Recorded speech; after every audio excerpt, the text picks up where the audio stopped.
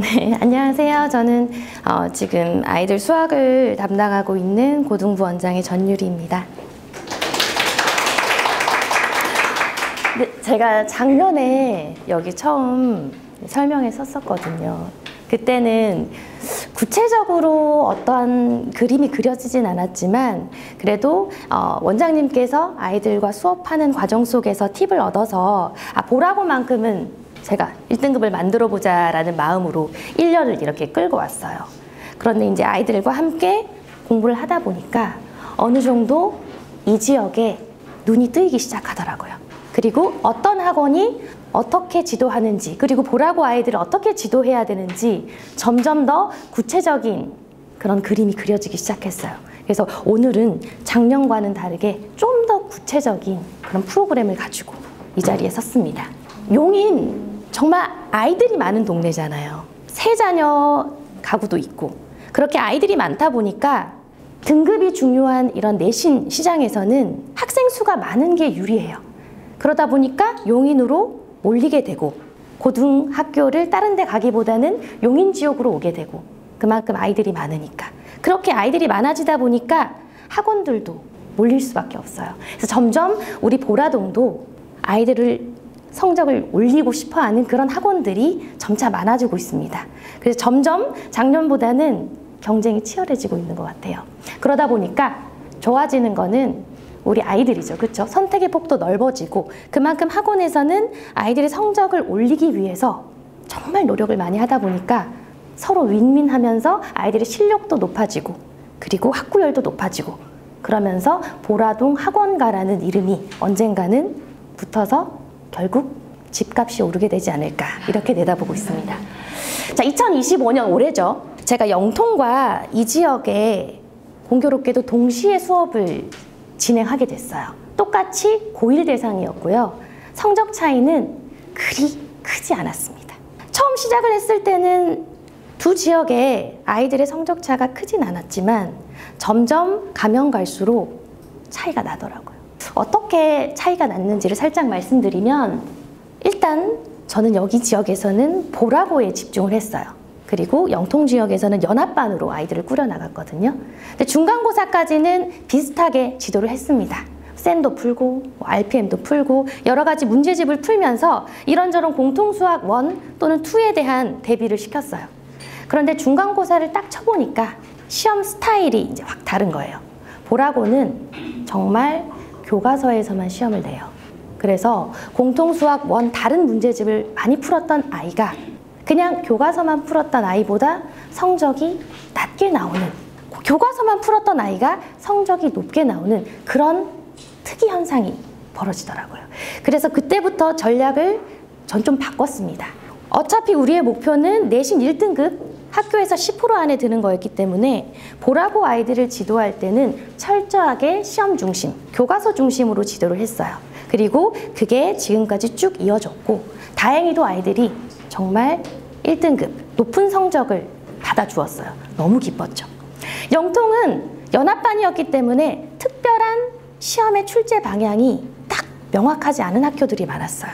그 연합반이다 보니까 여러 문제집을 풀어야 했고 그리고 시험에 대한 출제 경향이 매 시험마다 바뀌었기 때문에 이것저것 다 할 수밖에 없었어요. 그렇게 약간은 좀 불투명한 방향성을 가지고 공부를 했는데 결국에는 그 친구들은 내신 1등급에다가 모의고사 1등급까지 찍는 경지에 올랐습니다. 단순히 저는 그냥 보라고 해서 수학 1등급이 올해 목표였거든요. 그런데 아이들이 너무 잘해줘가지고 수학 1등급은 물론이거니와 전 과목 올 1.0을 찍는 아이가 저희 학원에서 2명 정도가 배출이 됐어요. 자, 올 1등급을 맞는 거는 진짜 어렵습니다. 자료에 따르면 서울 기준으로 고1 내신 1학기 전 과목 올 1.0을 받은 아이가 2%가 안 되거든요. 그런데 이게 이제 5학기가 누적이 되면은 올 1.0이 가지는 입시에서의 위력은 엄청나요. 그래서 만약에 보라고 이 지역의 신갈, 서천을 택하는 그런 가는 친구들이라면은 무조건 내신 1.0을 목표로 내신 대비는 철저히 하셔야 돼요. 그래서 보라고 내신이나 서천고 내신이나 신갈고 내신이나 내신 대비에서는 수학뿐만이 아니라 모든 과목에 1.0이 나올 수 있도록 대비를 하셔야 되고 생각보다 출제 경향이 명확해요. 그래서 신경을 조금만 쓴다면은 올 1등급을 따는 게 어렵지 않습니다. 저희가 이제 시험 대비를 하는 과정에서 이제 나갔던 교재라 이거는 그림만 보시면 될 것 같고, 그러다 보니까 이 소문을 듣고 가온고에서, 화성고에서 여러 내신 따기 어려운 학교에서 전학을 많이 와요. 그리고 심지어 영통에서는 그냥 일반고인데도 자퇴를 한 아이들이 많습니다. 학교를 그만두거나 아니면 내신 따기 쉬운 학교로 이제 뿔뿔이 흩어져요. 왜? 내신 등급을 1점 몇, 2까지 올리기 위해서. 그만큼 정말 잘하는 아이들이 몰려오고 있어요. 그래서 제가 어디 가서 보라고 오라는 소리를 안 합니다. 너무 내신 따기는 너무 좋은데 함부로 얘기하지 않아요. 우리 애들만 1등급을 받아야 되니까. 아무튼 고등학교 선택에 있어서는 신중하게 잘 선택을 하시고 1등급 따기, 내신 1.0 따기 어렵지 않다. 조금만 관리를 하면은 어렵지 않다는 얘기 말씀을 드렸는데 아쉬운 게 하나가 있어요. 방금 그 가온고에서 전학을 왔던 그 친구, 이번에 유일하게 수학 100점을 맞았던 친구, 수학 100점이 나왔다는 거는 어느 정도 수학 실력이 있는 친구여야 가능하다고 생각하시겠지만 이 친구가 모의고사 등급은 4등급이에요. 4등급이면은 웬만한 지금 대학 입시에서 최저 3을 못 맞히는 점수의 4등급이 높은 점수가 아닙니다. 즉 내신 대비가 1등급이 나옴에도 불구하고 우리 지역의 아이들은 지금 현재 모의고사 등급까지는 그 정도까지는 대비를 못하고 있는 실정이에요. 물론 제가 2025년의 목표 자체가 고등학교 내신 1등급이 목표였기 때문에 모의고사까지는 신경을 안 쓴 게 맞아요. 그런데 영통을 같이 진행을 하다 보니까 충분히 1년 동안 어떻게 아이들을 지도하느냐에 따라서 모의고사 1등급이 가능할 수도 있겠다는 희망을 발견했습니다. 많은 아이들이 수학은 재능이다라고 저한테 얘기했어요. 방금 인터뷰한 친구도 그렇고 저희 반에 이제 수학을 잘하는 아이들도 대부분 수학은 재능이기 때문에 해도 안 돼요. 이렇게 얘기를 하더라고요. 하지만 제가 영통에서 1년 동안 아이들과 해온 이 프리즈네이라는 프로그램을 통해서 저는 평범한 아이들이 모의고사 1등급을 결국에는 찍어내는 과정을 경험을 했어요. 그래서 이 프리즌이라는 이 프로그램을 올해 대치수학 2기 아이들한테는 바로 적용하려고 합니다. 이 프로그램은 미션이라는 과제가 있어요. 3가지 미션이 있는데요. 수업 중에 나가는 진도 미션이 있어요. 보통 이제 하루에 주어지는 그 진도에 해당하는 문제가 한 5, 60문제 정도가 돼요. 그 미션을 풀어야 하원을 시켜줬습니다. 테스트 미션이 있어요. 타임어택이 있을 수도 있고 실제 내신 기출이 있을 수도 있고 테스트를 쳐야 아이들이 긴장도 하고 아이들의 성적을 제가 체킹을 할 수 있으니까 그 테스트 미션과 오답을 완료하는 그 2번째 미션이 있었고 제일 중요시했던 오답 미션이 있었어요.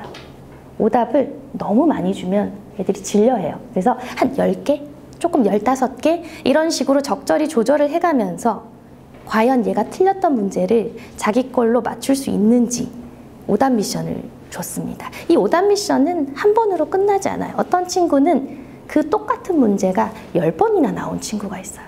그런데도 잘 못해요. 그만큼 아이들이 많은 훈련을 해야지만 내 걸로 된다. 그리고 많은 훈련을 통해서 자기 것으로 충분히 만들 수 있다라는 것을 아이들을 통해서 확인을 했습니다. 그랬더니 그 친구는 이제 수학이 1등급이 나와서 심지어 원래 꿈이 문과였어요. 그런데 어제 이제 상담을 하더라고요. 선생님, 저 이과로 바꾸고 싶은데 이미 선택 과목을 다 선택해버려서 바꿀 수가 없어요. 할 정도로 아이들이 수학을 꾸준히 하다 보니까 실력이 커지다 보니까 심지어 자기의 꿈을 바꿀 만한 그런 생각이 들 정도로 이 과목에 자신감이 생기더라고요. 그래서 저는 이 프로그램을 내년부터, 올해 12월부터 이제 시도를 하려고 합니다. 이제는 내신 1.0은 이 지역에서는 할 수 있어요. 수능까지 대비를 하셔야 돼요. 수능의 기조도 달라지고 있습니다. 올해 수능 만점자 현재까지 3명이 나왔는데 재수생이 아니에요. 다 재학생입니다. 그리고 세화고라는 그런 광역자사고 한 명을 제외하고는 다 일반고예요. 대치 강남 아닙니다. 광진구고요. 한 군데는 그 전주예요. 전북이에요. 상산고 아니고요. 그만큼 일반고에서도 그냥 일반고 학생이 재수생 말고 수능을 만점을 받을 수 있는 수능 시험으로 변화되고 있어요. 수학도 마찬가지예요. 이번 수능 수학 시험을 쫙 봤는데 약간은 너무 킬러 문제가 배제되면서 내신에서 연습을 했던 그런 계산이 들어있는 문제들이 이제 킬러 문제 자리에 배치되어 있더라고요. 그래서 내신 대비와 함께 수능 대비를 하면 충분히 수학에서도 1등급 아니 100점까지도 만들 수 있다라고 보고 있습니다.